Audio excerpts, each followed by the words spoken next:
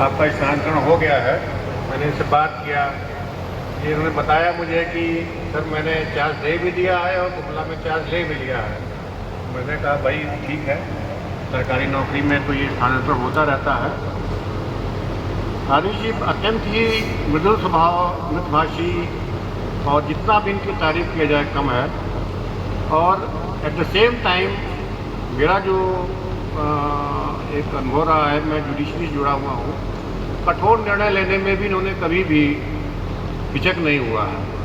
तो ऐसे पदाधिकारी का यहाँ से जाना लोहरदगा के लिए भी एक क्षति का विषय है। परंतु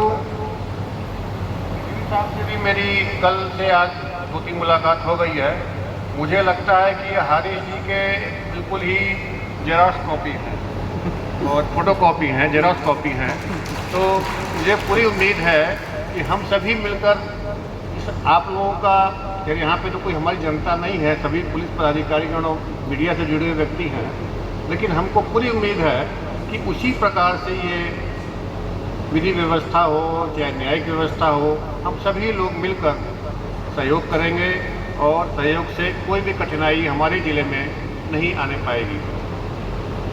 इसी महीने हम लोग बड़ा ही हेक्टिक हम लोगों का था, मई का महीना, हम लोगों ने बैक टू बैक 2-3 प्रोग्राम किए थे। और मुझे कहने में कोई संकोच नहीं कि हमारे उस समय के निवर्तमान एसपी साहब और डीसी साहब उसको पर्सनल लेके एफर्ट लेते थे। यही कार्यक्रम हुआ था, मैं आऊँ चाहे नहीं आऊँ, लेकिन वो पूरी परिवार की तरह अपने आके सब मॉनिटरिंग करना, व्यवस्था को देखना।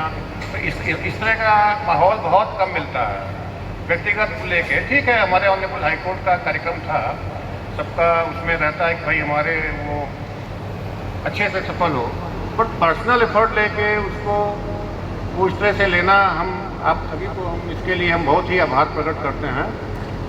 और हमारे एसपी साहब गुमला ही गए हैं, बगल में गए हैं, और हमारे रिजवी साहब लोहरदगा हैं। मैं आप दोनों को जो असाइनमेंट सरकार ने दिया है, मैं इसके लिए आप लोगों को शुभकामनाएं देता हूँ, बहुत बहुत बधाई देता हूँ। धन्यवाद।